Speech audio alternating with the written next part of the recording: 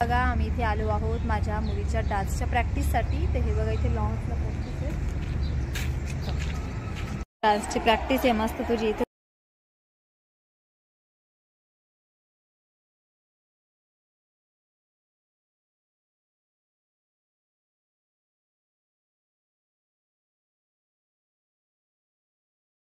बघा इथे उद्या माझ्या मुलीची गॅदरिंग आहेत आणि आज मी इथे आलेले आहे तिला आणून सोडण्यासाठी। त्यांची आज काय प्रॅक्टिस वगैरे असेल।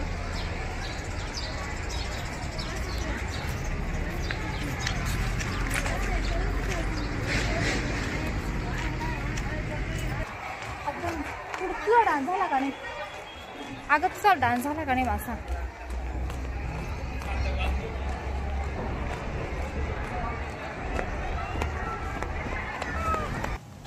आणि हे बघा मी इथे काढत आहेत बकरीचे दूध आणि बकराला दूध पण पाजत आहेत। म्हणजे बकरीचे दूध काढून झाले आहेत आणि त्याच्यानंतर तिचं जे बकरू आहेत त्याला मी त्याच्या आईचं दूध पाजत आहेत, कारण की ही पहिल्यारू शेळी असल्यामुळे दूध काही काढूनच देत नाहीत, खूप त्रास देते।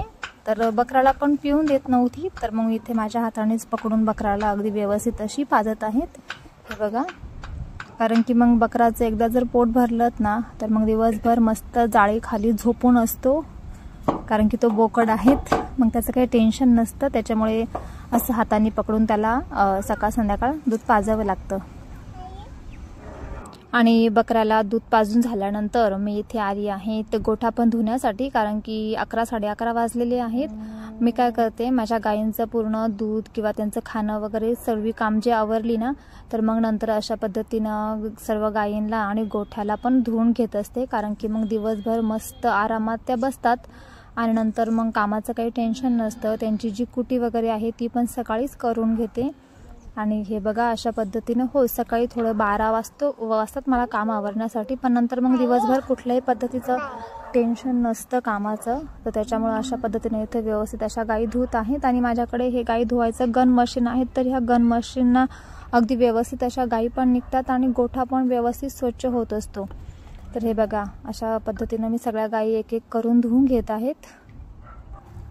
आणि अशा जर रोज जर गायी जर धुतल्या तर अर्थातच गायींना पण फ्रेश वाटत असतं, त्या दूध पण व्यवस्थित देतात आणि त्यांच्यासोबत आपल्याला पण फ्रेश वाटतं, कारण गोठ्यामध्ये गेल्यावर असं निर्मळपणा जर बघितला, स्वच्छ जर क्लीन गोठा बघितला तर आपलं मन देखील अगदी प्रसन्न असतं।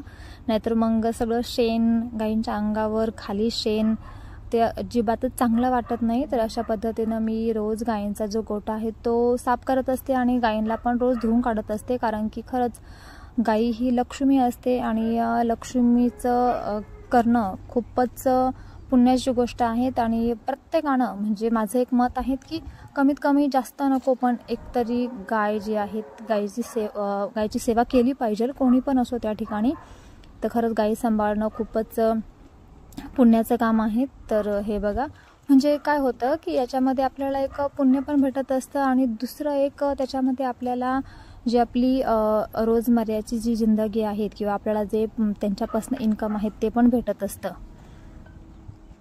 तर हे बघा, तर माझ्या मते मला नोकरीपेक्षा हा बिझनेस खरंच खूप आवडतो, म्हणजे आवडलेला आहे आणि याच्यामध्ये परवडतं पण, कारण की नोकरीपेक्षा हे छान आहेत। आणि हे बघा इथे आम्ही आलो आहोत लग्नासाठी, कारण की तुम्ही बघितलं असेल काल आम्ही जो नवरदेव काढून दिलात ना तर त्याच नवरदेवाचं आज लग्न आहे। तर आम्ही लग्नासाठी आलेलो आहोत आणि इथे लग्नामध्ये आल्यानंतर आम्हाला खूप सारे जे आमचे नातेवाईक आहेत, म्हणजे माझ्या मिस्टरांच्या बहिणी वगैरे, तर सगळे आम्हाला भेटलेले आहेत। हे बघा, तर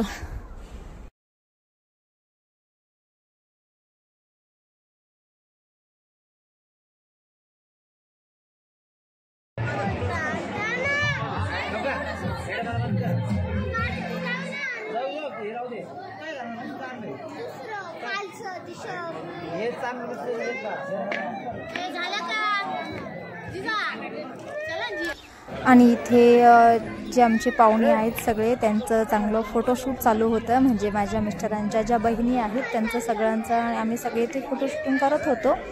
तर हे बघा अशा पद्धतीनं आता नंतर आम्ही चालू आहोत जेवण करण्यासाठी, कारण लग्न लागताना मी काही व्हिडिओ काढलेला नाही आहेत। आणि हे बघा आता इथे एका साईडला जाऊन आम्ही जेवण करणार आहोत। आणि हे बघा इथे ज्या माझ्या नणंदा आहेत तर त्यांच्या मुली पण आहेत.